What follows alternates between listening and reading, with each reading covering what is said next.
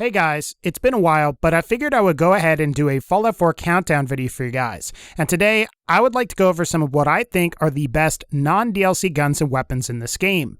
Now before we start, I'm going to be focusing on weapons that can be acquired fairly reliably on a consistent basis.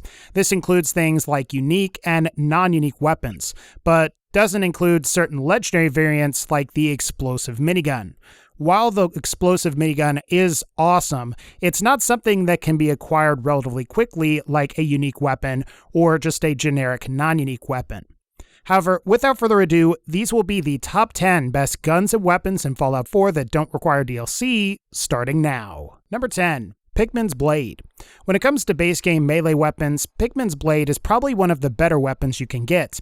This is because it has the wounding legendary effect, which can prove to be pretty overpowered on any weapon. In general, melee weapons have good synergy in Fallout 4 as they get more powerful with both a higher strength special stat and with proper investment in the Big Leagues perk. Essentially, at its core, Pikmin's Blade is a fully upgraded combat knife, complete with the stealth blade, but thanks to the wounding effect, I think you'll find that this is also a great knife for direct combat as well. With this said, Pikmin's Blade does lack in some areas. Most notably, you're going to have some problems with armor penetration, which makes enemies with heavier armor, power armor, and other enemies like Mirelurks more difficult to fight. And in order to maximize attack speed with the combat knife, you're probably not going to want to wear power armor as your attack speed is reduced in first person. There's also the issue of range. You're going to need to get relatively close to enemies in order to deal damage, and this makes fighting certain enemies like Deathclaws more difficult. Regardless, I would still say this is a pretty good unique weapon that you can get in Pikmin's Gallery. Be sure to check the paintings and help free Pikmin so he can give you the key. Number 9. The Furious Power Fist. Interestingly, the best way to get the Power Fist is to get a unique variant known as the Furious Power Fist. As you can probably guess, this weapon has the Furious effect, which allows the player to deal more damage on each consecutive hit. This makes the Furious Power Fist very effective up against enemies with a lot of health or high resistances because your attacks will become stronger throughout the fight. My criticism of this weapon, though, is that it lacks the attack speed that you really need to get the most out of the Furious legendary weapon effect. That and some enemies can block your attacks, which can be pretty frustrating. You're also limited to using this weapon outside of power armor, which definitely does make the weapon a little more difficult to use. But with that said, I think you'll find that the Furious Power Fist is capable of some decent damage output, and in normal mode, you don't really need a massive amount of armor. Plus, the usage and perk requirements are really low, as you only need a strength stat of 1 in order to start investing in Iron Fist. Of the unarmed class of weapons, the Power Fist is the best unarmed weapon, provided you don't have any of the DLC. And to get the Furious Power Fist, you will need to kill Swan at Swan's Pond. And if you really want a good weapon early, I think the Furious Power Fist is a great choice. Number 8. The Righteous Authority. If you're interested in using weapons that make use of fusion cells, I would say the Righteous Authority is probably going to be your best choice. Generic laser weapons offer the best damage per shot of any weapon that makes use of fusion cells after being fully upgraded. And while laser muskets are superior at first, you'll discover that laser weapons get far better, and Institute lasers are just kind of underwhelming. If you're trying to get the most out of your fusion cell ammo, I would recommend a laser rifle or pistol, and I think the Righteous Authority is probably the best unique laser rifle in the sense that it's easy to get and can be acquired much sooner than other unique laser weapons. If you've got a luck-based build, this thing should really be able to dish out the pain, as the lucky effect allows criticals to deal double damage, and you're also getting a slightly faster rate at which the critical meter fills. My only complaint about the Righteous Authority in particular is the magazine size. There are other unique lasers where magazine size isn't a factor, and they may feel a lot better to use for that reason. But if you're making heavy use of VATS and combining it with perks like Critical Banker, the Righteous Authority is probably better overall. To get this gun, you just need to help Dance at the Cambridge police station during fire support, and then help him again during Call to Arms. Both of these missions can be done really early, and it's likely that the Righteous Authority will be your go-to laser rifle through the rest of Fallout 4. Number 7. The Ripper. When it comes to melee weapons, I would say the Ripper is probably one of the best, especially if you can manage to get a legendary variant with the wounding effect.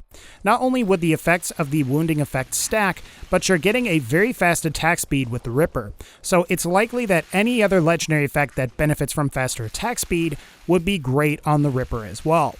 Like other melee weapons, you benefit from boosts to the strength stat as well as the Big Leagues perk. At moderate levels, Big Leagues will allow your attacks to disarm opponents, and I also really like the Ripper because it's pretty difficult for enemies to block it, where most other melee weapons can be easily blocked.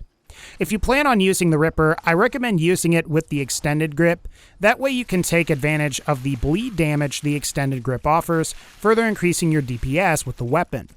Ultimately, the Ripper is a weapon you're just going to have to randomly find, but with that said, if you check around West Everett Estates, you should be able to find a guaranteed Ripper along with several other useful items like a hazmat suit and super mutant armor.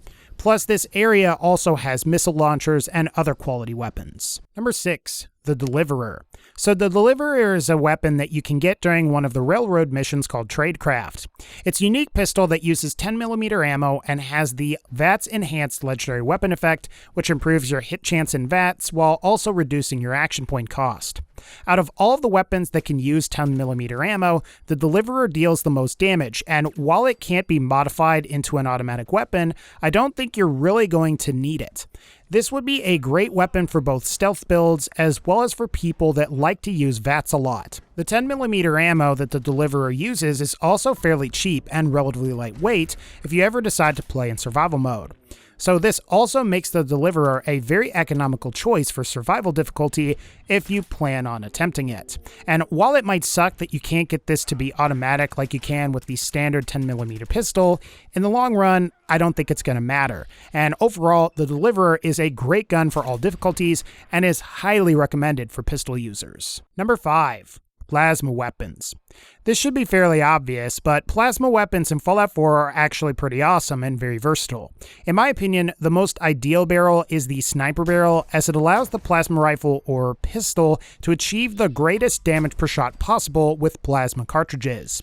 While this may leave automatic users in the dust somewhat, you're still able to really take advantage of this weapon provided you've invested in either the rifleman or gunslinger perks. And what's also nice about plasma weapons is that they deal a combination of ballistic and energy damage, and the combination of both damage types makes the weapon very effective against pretty much all enemies. If one enemy has high damage resistance but low energy resistance, the energy portion gets them and vice versa. There are a few unique variants of plasma weapons. The Sentinel's Plasma Caster isn't really worth it in my opinion, as plasma weapons can't be suppressed, but the Experiment 18-A is a nice automatic weapon for automatic weapon users. The Experiment 18-A can be acquired by purchasing it from a vendor when you arrive at the Institute, and has the Rapid Legendary Weapon effect, which increases fire rate and reload speed. Otherwise, I'd recommend trying to get a plasma weapon with either the Never-Ending effect, Two-Shot effect, Furious effect, or any other high-quality legendary weapon effects that you can think of. If you're looking for a plasma weapon, check high-level gunners as they tend to carry them. Number 4. The Gauss Rifle. So the Gauss Rifle is probably going to be the best weapon available for sniper builds when it comes to raw damage output. While the 2mm electromagnetic ammo that the Gauss Rifle uses is both expensive and heavy, it's still relatively efficient in terms of how much damage you can potentially deal per pound of ammo fired. What I will say is that my complaint about the Gauss Rifle is how uncommon the weapon is and how rare and expensive the ammo is. Using this weapon can be a little stressful if you're paying for the ammo up front, because if you miss, you're out 20 bottle caps or so per shot.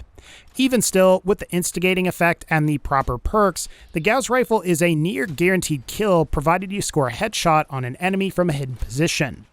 In my mind, you're better off trying to get a legendary variant of the Gauss Rifle. In particular, instigating versions are quite powerful, and there is a unique variant called the Last Minute, but it has the crippling effect, which deals extra limb damage. It's alright, however, you may want to try your luck at a legendary variant before you go and buy one from Ronnie Shaw after Old Guns. In general, the Gauss Rifle is incredibly powerful and should serve you pretty well if you're playing as a sniper. Number 3. The Gatling Laser. The Gatling laser is one of the more obscure weapons in Fallout 4, however it's probably the best heavy weapon, especially once it has been upgraded fully with the charging barrels. Once fully upgraded, you get a weapon that deals a little less damage than a laser rifle, however with a magazine of 500 bullets, provided your fusion core is fully charged. The property of using fusion cores as ammo is what makes the Gatling laser so great. While fusion cores themselves are heavy, when incorporated into the Gatling laser, you're getting almost unsurpassed damage output at the lowest weight possible. If each blast from a Gatling laser deals about 50 damage, and you're getting 500 shots at 4 pounds, you should be able to deal roughly 6,250 damage per pound of ammo fired. None of the other non-DLC weapons really come close to this particular figure. There is one non-DLC unique variant of the Gatling laser called the Final Judgment. This version has the rapid effect, which boosts fire rate and reload speed for better DPS. You will have to play through the Institute questline and kill Maxon to get this version though. Ultimately, I just recommend that you pick this weapon up either at a vendor, or if you can, try your luck at getting a legendary variant. Even without the legendary effect, I would say the Gatling laser is probably one of the best weapons in Fallout 4. Number 2, the Big Boy. As far as heavy weapons are concerned, it's pretty hard to beat the Fat Man. Granted, while the Fat Man is awful in survival mode due to the weight of mini nukes, ammo weight doesn't matter in other difficulties, so I think you will find that the Fat Man is going to be much more practical in normal mode. As for the Big Boy is just a Fat Man with the 2-shot effect, so instead of firing 1 mini nuke, you're firing 2 for the cost of 1. And while this doesn't translate to exactly double the power, I think you'll find that it's relatively close. While the Fat Man is bad for survival mode in my personal opinion, I will say that from my experience, 1 blast is usually an instant kill. And if you're playing in survival mode, it makes the most sense to use the Big Boy, as it will be the most efficient way to use those 12-pound mini nukes. And while the Big Boy itself is expensive, you could presumably get one as soon as you get to Diamond City.